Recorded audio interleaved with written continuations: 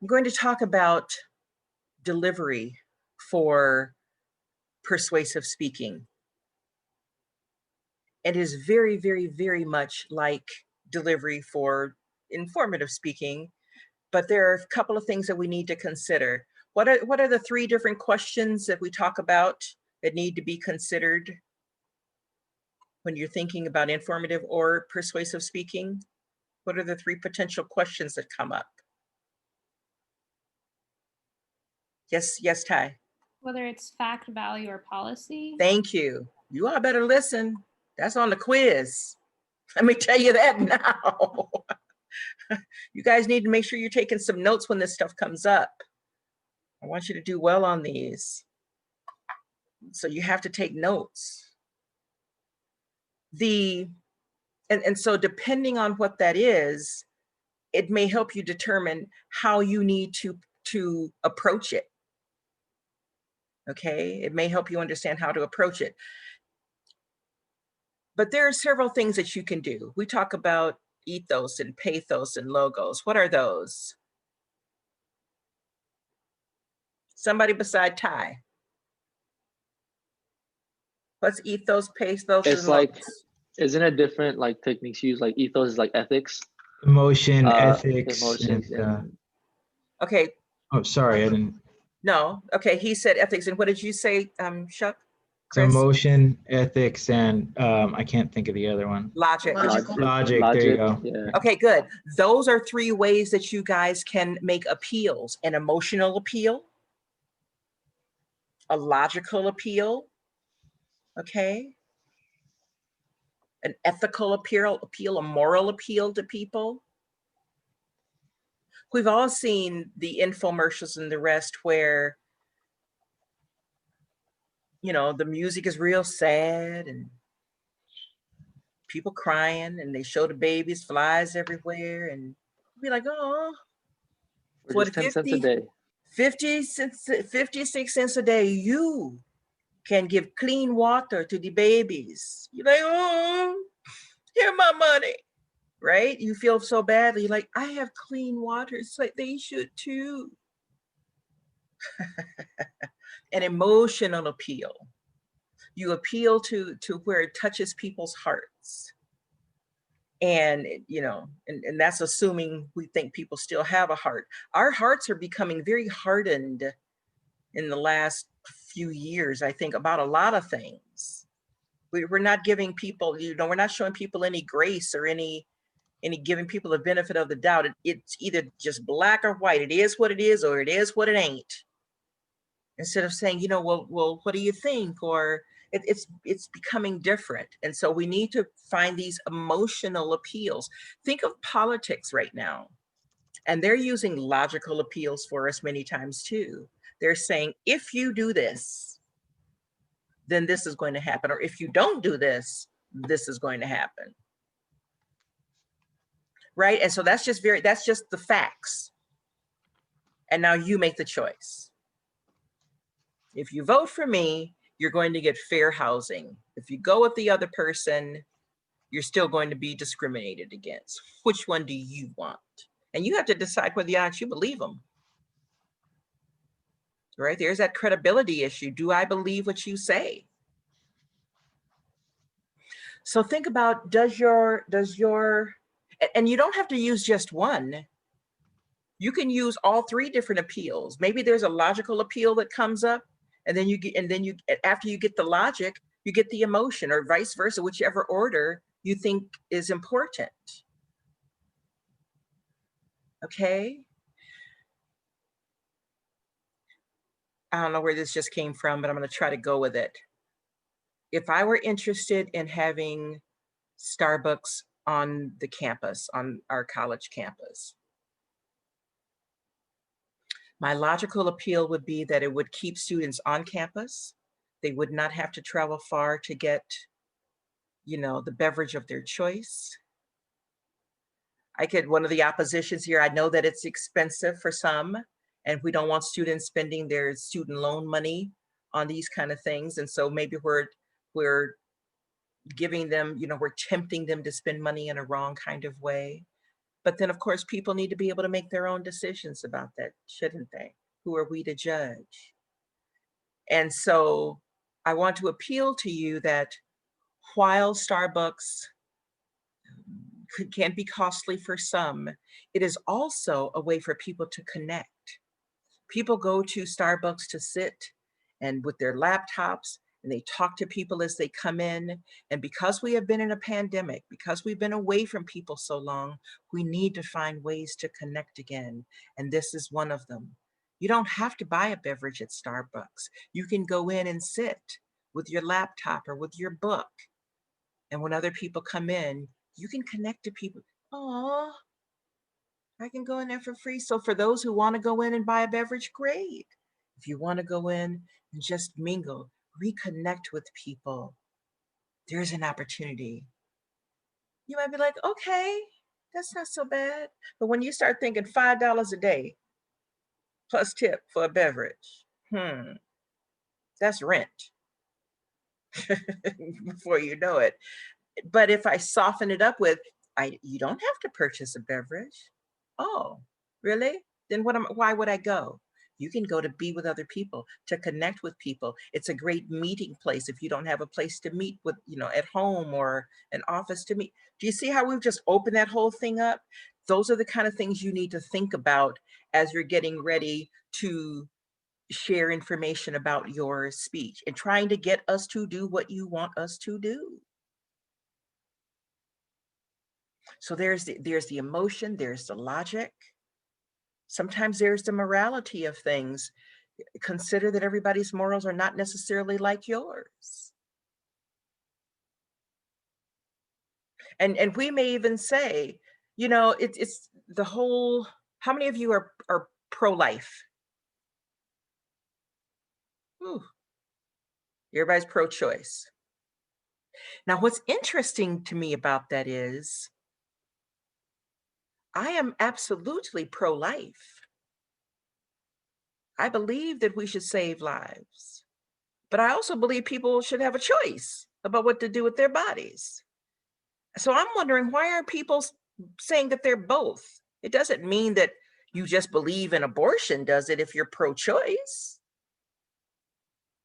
And I think we miss the mark when there's that black and white divide again.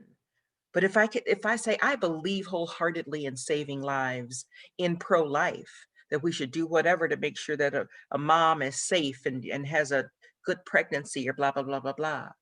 However, I also believe that if a mom is in trouble or if she chooses that this is not the right time, I don't know, whatever I would end up saying about that, then she should have a choice what to do with her body based on the laws that are in effect. And there would be people say, well, you can't straddle the line on both because they're not looking at it my way too. But I'll help them to see, is everything always black and white? Are there not two sides to a coin? Are there not three sides to every story? Your side, my side, and the truth. I dare say that I am pro-life and I am pro-choice. Now what? Y'all sitting there saying, let me think about that a minute, right? And so that's the kind of thing you're going to need to do in your speech. Yes, it's going to be fact laden and you're going to give us the facts, but what does this do for us? Jay could paint us a picture about what our lives would look like without beautiful flowers. These bees pollinate the flowers, right? And they make things smell good and make things, I don't know, I'm making up some stuff now because I don't know everything bees do. We've got the honey. Now, if we get rid of the bees, where are we going to get our honey? What's going to happen? What are we going to do? And so he could go that way too. And we'll be like, oh, because I'm trying to grab a house slipper and kill a bee if I see a bee. Or some raid or something. Home defense. I have the home defense with the wand, y'all. Big old case. I'm running around here with the wand trying to kill something. And so help me understand how I don't have to do that, how we can coexist. So instead of killing a bee, and then what you're going to have to make sure that you bring into the fray here is, what about people who are allergic to bees?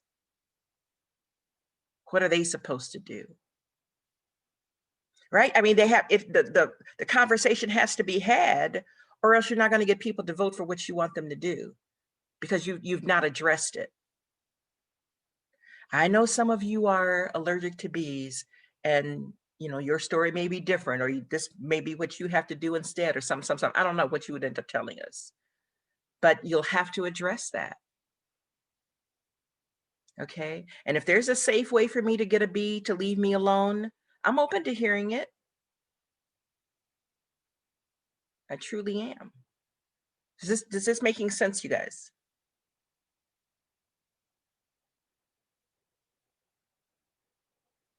Do you guys want other examples? Do you want to do an exercise with this? Do you need any help with this? Or are you good? He's shook is saying no, he doesn't need anything. All right, let me hear from you guys. This communication class, talk.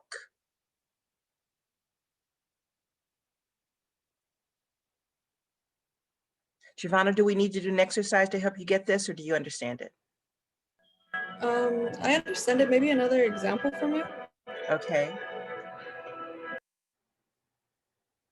How are you listening to all that music and in class too? She says maybe another example. Somebody else. Andrew, do we need another example? Or are we good? Overall, I'm fine. It's more of just how the class feels overall. So if they want an example or want to do a whatever that thing you said Okay. was, I'm fine with it. Okay. You know what? Let's just do a. Marco, are you with us? Yeah, my camera's broken. Okay. Thank you. Let's do it. Let's do an example. Let's do an exercise with this, you all. I'm going to give you guys a problem here, and then I'm going to just put you into groups, and I want you to come back and tell us after about 5 minutes or so how you would approach it. Okay. What are some of the things that you could say or do to get your point across? So then I use Starbucks.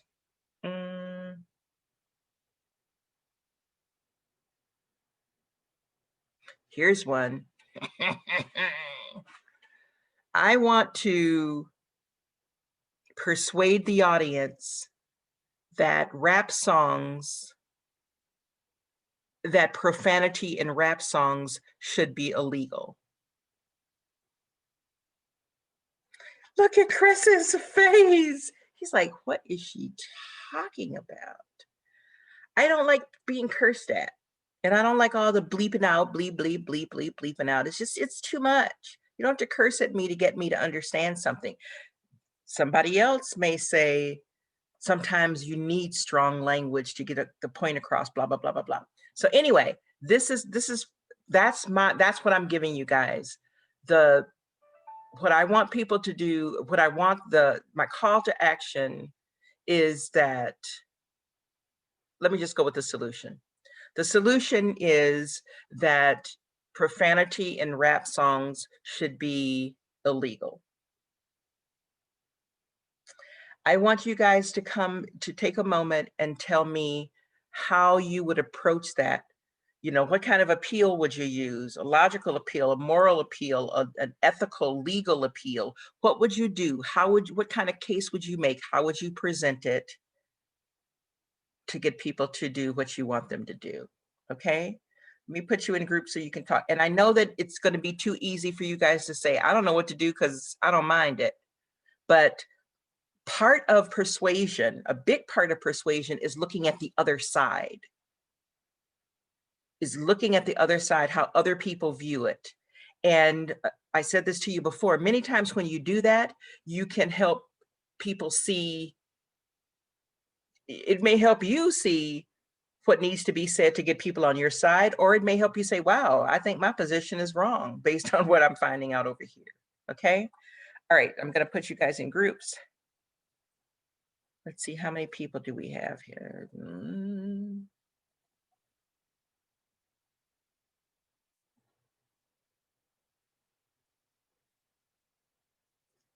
Here you go.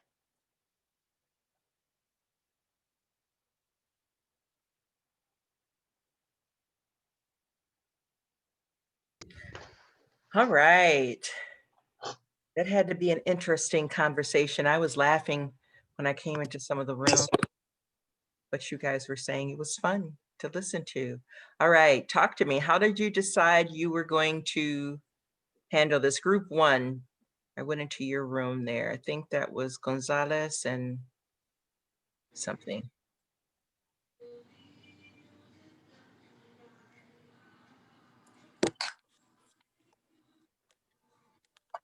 Somebody? Oh, well, we kind of. I don't really know if we. How can I say? We couldn't really figure out. Well, we figured out a way how to side with your side of the story, but the most of the time we kind of were just disagreeing with you. To be honest with you, we don't really like your illegal and profanity. I know you don't. We like our profanity. Right, right. But what happens is in persuasion, you have to be able to present the other side. If nothing else, and one of the reasons that I do this, wait a minute, Andrew, was your note for Sal? Yeah, It sorry. wasn't for me. Okay, no worries, no worries. Just want to make sure that wasn't something I needed to look at. Okay, thanks. So then you have to be able to look at the other side of something to understand. We did. But the reason that you do it is to understand where somebody else is coming from, so you can rebut their assertions, or you can look at it and say, you know what, these areas we feel like they're correct here, but not here. And this is where we have the divide.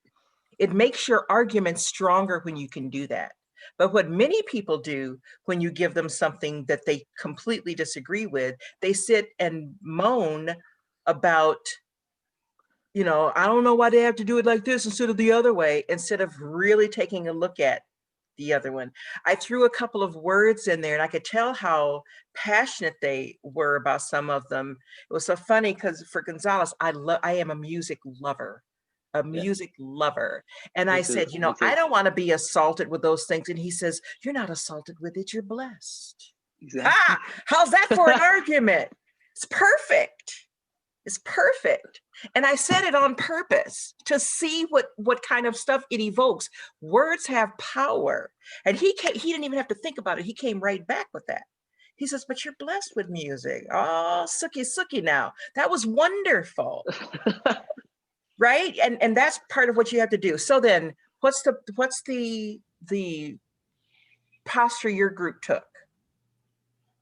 So we decided to do type of like we took the ethos approach and like the persuasive, where like ethically speaking, profanity shouldn't be around kids.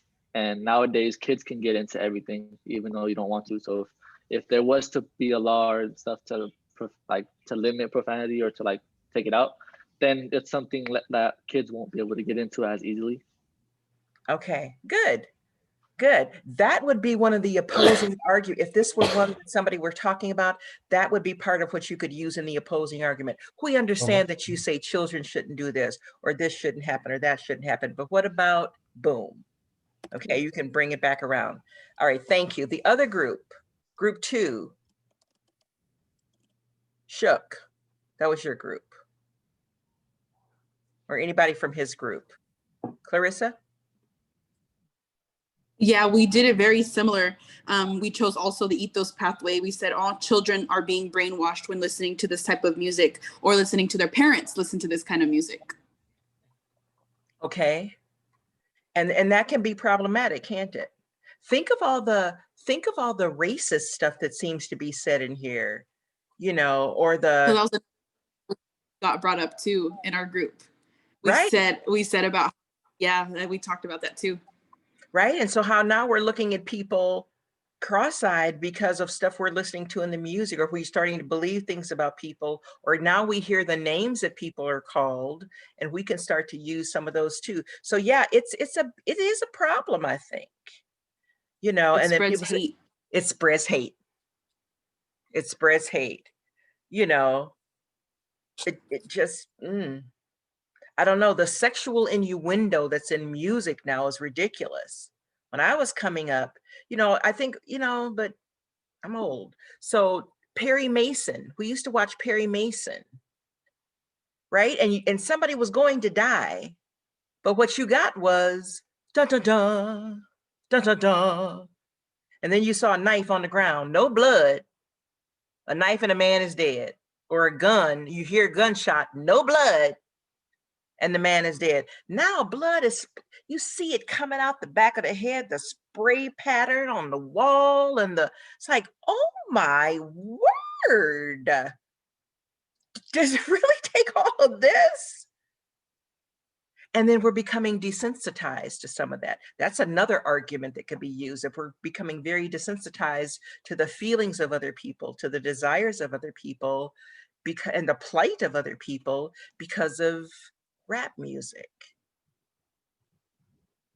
Very good. So, all right, you took that. The loss of innocence, I remember, was being said in one of the other ones. Okay, the third group, what did you guys come up with? You were in room 3. Maria, I think that might have been your room. Yeah, I think that was us. I think we went to go with all 3. Pathos, kind of, you want it to be family friendly. Like, why can't, our whole family listen to rap music? You can listen to pop music as a family, but you can't listen to rap music. So we went with pathos with that. Ethos, is it ethically okay to, younger and younger kids are being introduced to rap music that has explicit lyrics in it? And is it okay ethically to have them be listening to that? And then logos, like the history of rap, the beginning, like rap music didn't have as much explicit language as it does today. And there have been studies done on like violence in video games and explicit language and how it affects people.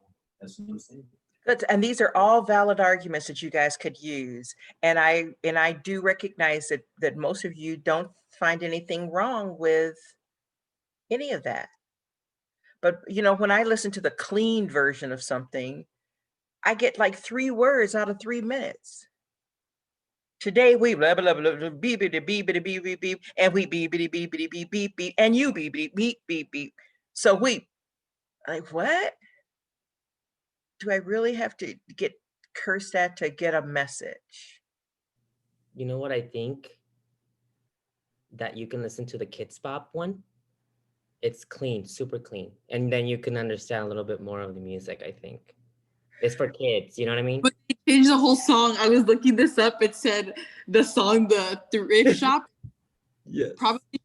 The original song says probably should have washed this. Smells like R. Kelly's sheets. And they changed it to probably should have washed this. Smells like my baseball cleats. That's what I have to say. And is it a children's version? Is that what it says?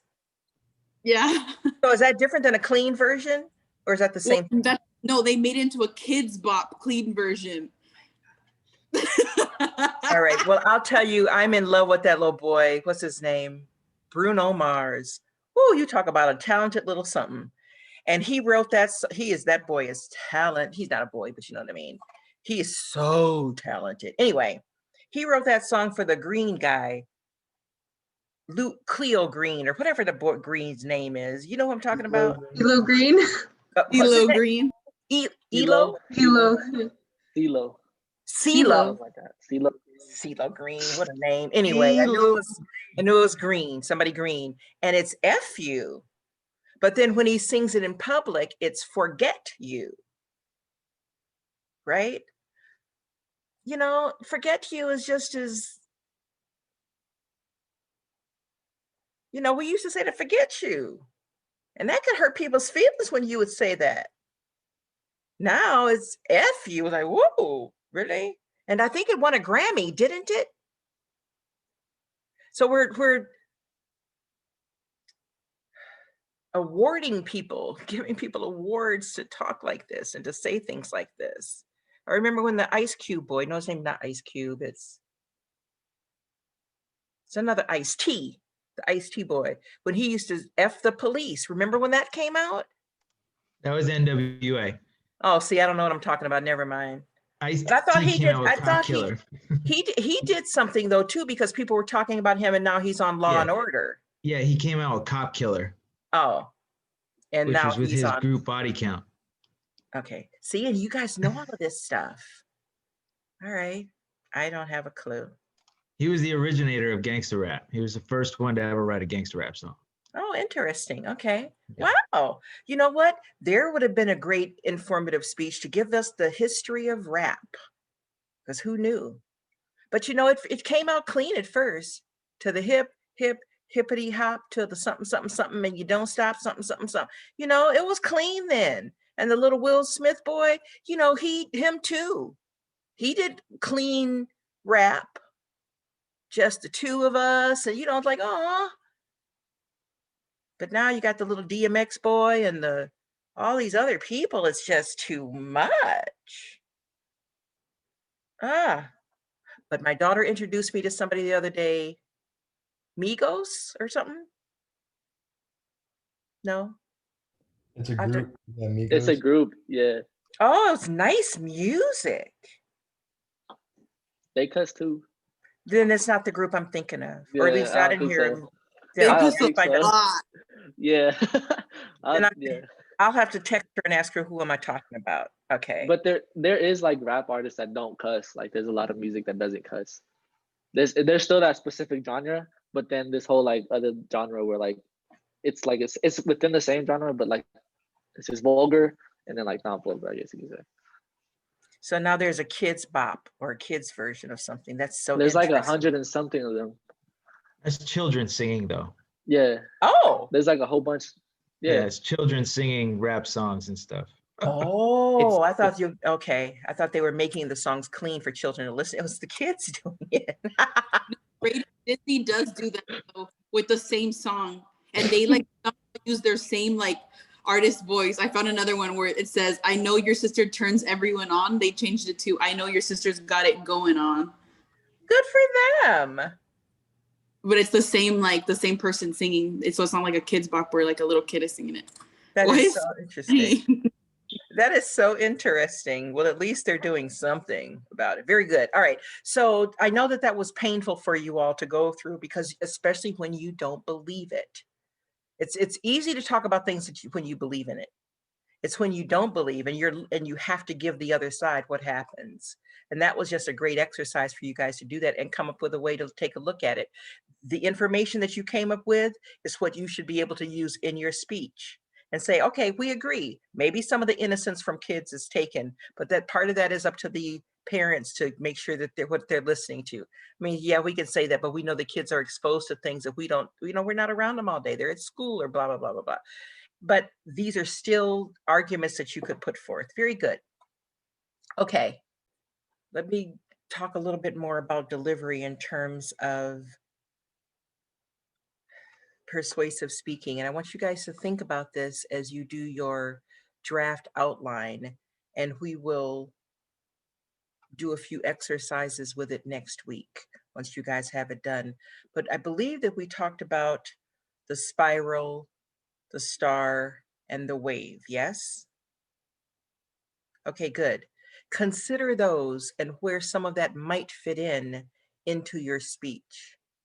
After you go over your draft, have your draft outline for next week. And after you go over that, take a look at it and try to discern where you can use something in here. Your voice, again, is an instrument, and using it to get your point across makes so much sense. I could appeal to you as a mother and ask that you please, please not use profanity when you're speaking around children.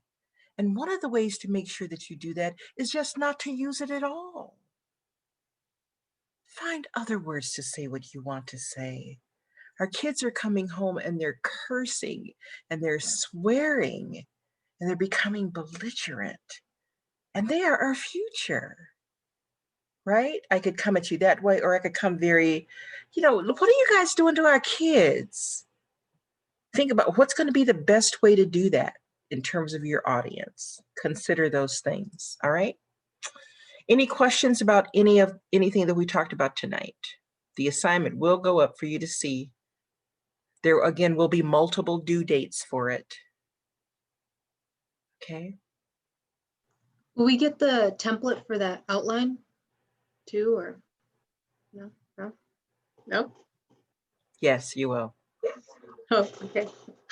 That will absolutely be part of it. Thank you. And when it's up there, if you don't see it, Elena, let me know. But yeah, that's the plan. That will be up. Any other questions? All right, I want to switch gears completely. Switch gears completely and go back to informative speaking. You've done that, you already know what that is, and it's different than persuasive speaking, okay? You guys will have an assignment, a research assignment. I need to know that you are really good at doing research. You've already done it for your informative speech, or at least you should have. And if you need to, I'm going to let you use your informative speech, because then you don't have to redo much, if anything at all, until you take a look at your sources. And your sources may be something that you need to update or upgrade or something to make this work. Okay. So we're looking at having the assignment mostly should be cut and paste. That's how easy it really, really should be. Should be cut and paste, because you've done your speech already. You have that information. Get your outline. And then this speech should, this assignment should be very, very easy. Okay, I'm going to pull it up for you guys to see it. I will go over it with you. Why am I going over it with you?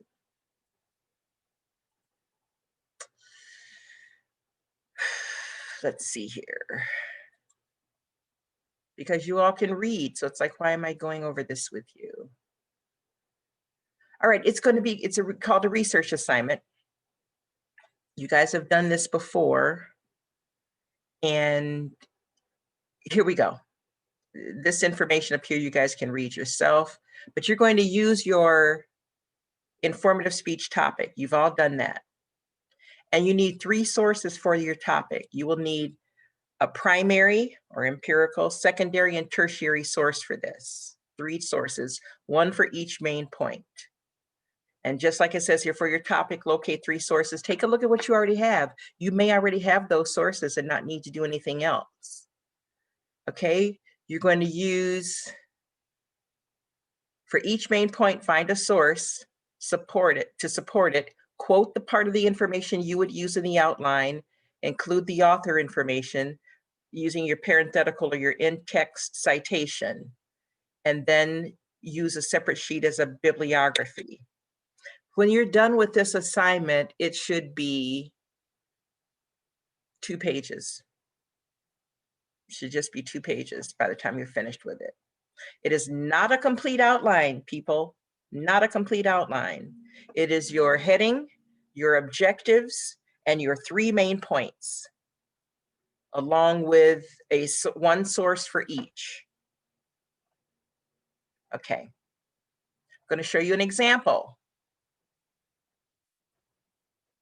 So then, you'd have your heading up here, general purpose to inform, specific purpose to inform the audience about the benefits of forgiveness. Central idea, learning to forgive yourself and others can make you healthier physically, personally, and professionally. My first main point, if you let go of grudges and forgive, you can heal your heart literally. That's the physical. Now I support it. An article in Psychology Today, make sure you give us the context, noted forgiveness has been, and then I quote, associated with lower heart rate and blood pressure as well as stress relief, end quote. And then I just ended by saying this can bring long-term health benefits for your heart and overall health. My citation here is Bayliss, 2014. And this is a secondary source. It's a secondary source. It was printed in a magazine. It's a secondary source. And that's what you're going to have to do. You will take your number 2 main point, personal relationships are healthier if you let go of past hurts, whether real or imagined. That goes along with my personally. Then I would have to come up with another A and support it. with a, now I've used secondary source here, so I would need a primary or tertiary. Okay, and then I would do my third main point. That's how easy this is. And then I do my bibliography. Does this make sense so far? Any questions so far? Okay. So then I put information here so that you guys could understand what a primary, secondary, and tertiary sources are. I imagine you already know this because you've done research papers before, but I give you the definitions, give you examples. The same thing is true for secondary sources and for tertiary sources, same thing. And this will go up. This is the assignment, so it will go up for you to see and be able to read. Then there's a comparison so you can get it. Primary, secondary, and tertiary sources, what they might be. Since we are humanities in communication, a primary source would be letters by Dr. Martin Luther King Jr. because he wrote them. It's the primary, he did the work. Generally, it's peer reviewed. A secondary source was a website based on his writings. And then a tertiary source would be an encyclopedia, a compilation of things, okay? That's the differences between primary, secondary, and tertiary, and they're listed above as well.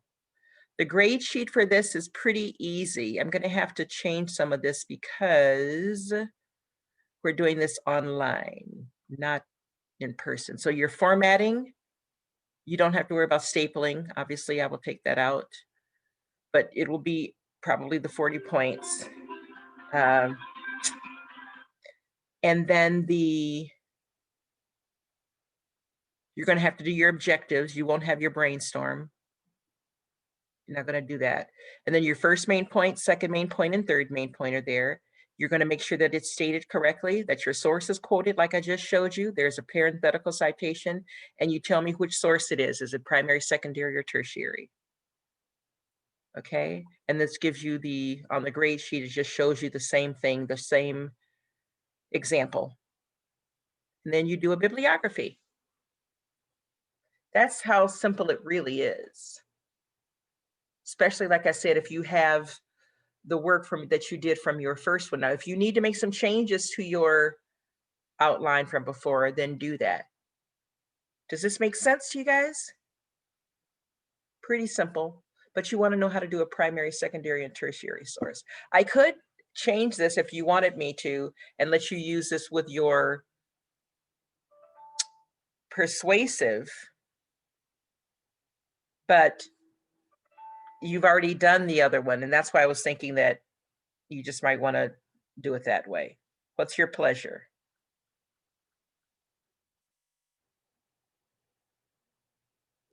I think the informative one is cool. We just do I that think one. it's easier. You already Yeah. have the information. Okay, then we will go with that, and then I will put that up. My daughter just texted me back and said, Masego, that's the name of the group. Anybody know who that is? Yeah. That's it, Masego. And she said, I like the song Yo Rita. So I don't know if you know who that is. So it's not Migos or whoever I said it was. Yeah. I don't even know who that is. Masego and Migos are two different things. And I guess Masego is a solo artist. Yeah. Yeah? Okay. Good. So I liked the music that I heard from Masego. Anyway, that's what that assignment will be that you guys need to do, okay? Any questions? Try not to make the same errors that you did in the first speech for the persuasive speech with your PowerPoints. No white font, you can up your grade by doing just the little things to make sure that you have everything you need. Were all of the first 4 quizzes already passed? Are they past due? Are you guys done with those? Are they closed? Are they still open? No, I think they're closed. Okay, and the only one that's open still is persuasive speech, or maybe I haven't opened that one up. No, that's locked. Okay, then I will go over those questions for you guys, and maybe I'll just do a little quick video that answers those questions so that you know what they are, and to make it easy for you guys so that you'll know where you went wrong or what you did right in terms of once I grade those, okay? Any other questions for me? Anything that I can help you with? Yes, ma'am. For the PowerPoint, I know we haven't gotten to this for the persuasive speech, but I was curious, is it still the minimum amount of slides is 6? Good question. Let's walk through that. We need a cover. We know we need one for the introduction.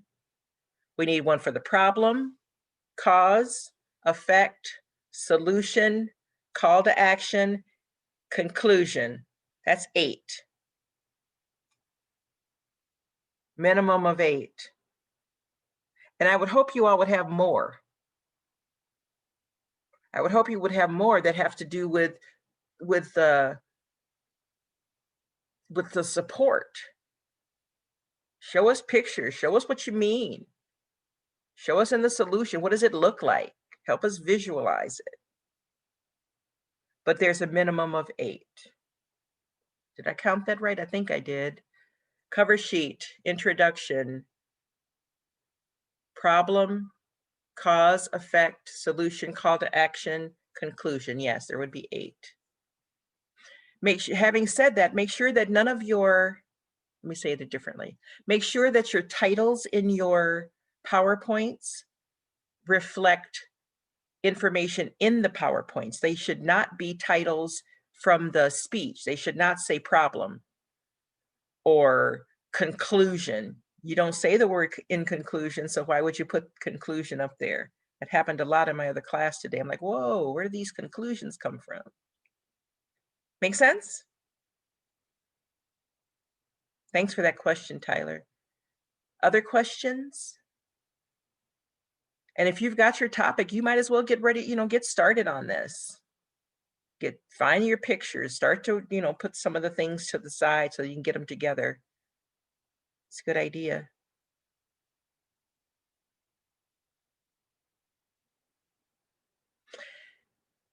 And this time, let's present them live.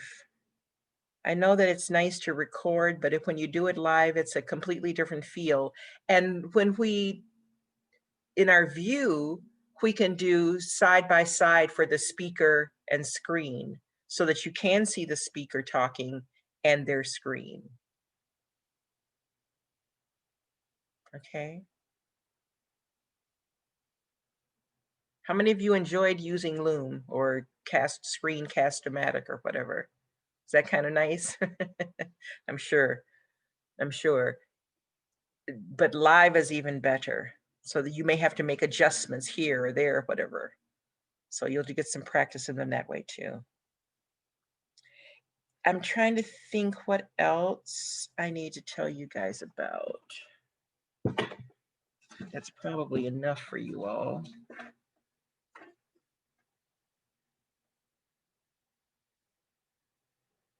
You already did the evaluation speech, didn't you? Okay, good. No? Chris is saying, I thought that was up there. He did a good job, didn't he? On his speech. I was very pleased with him. He did a good job. And all right, I think that's going to be it for me for tonight. If you guys are done, I'm going to let you go so you can get started on some stuff. I'm going to put up that assignment so you can see it, both of these assignments. Remember, there will be multiple due dates in the assignment for the persuasive speech. Like we did last time, a place for you to put your draft, a place for the PowerPoint, a place for the note cards. Those will be separate, different due dates. And so you'll want to see those. Don't look at the assignment, the persuasive speech assignment, and see the last due date and think that's when everything is due. That is not the case. Somebody told me in my other class, because they missed something, they were really upset that they missed it. And I said, well, did you read the assignment? Well, I didn't open it. I don't know that that's my fault that you didn't open it. Well, normally you do, so logically, no, sweetie, make sure you guys open up the assignment and read it. Okay, I don't want you guys to miss anything. Anything else for me? No questions? Nada? All right, then take care, God bless, and I will get this stuff up. If you don't see it, say something. All right, take care.